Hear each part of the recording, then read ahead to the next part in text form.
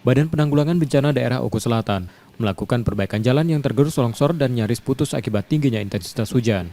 Jalan yang longsor merupakan jalan kabupaten penghubung lintas kecamatan antara Kecamatan Mengkakau Iler dan Kecamatan Pulau Beringin, tepat di Desa Teluk Agung.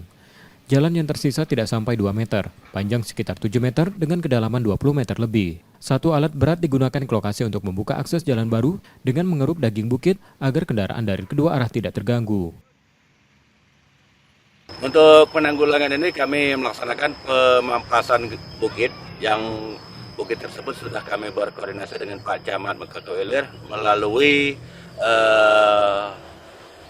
yang memiliki tanah. Alhamdulillah dari pihak yang pemilik tanah menyetujui untuk pemampasan sebagai jalan alternatif sepanjang selebar 5 meter dengan panjang 20 meter.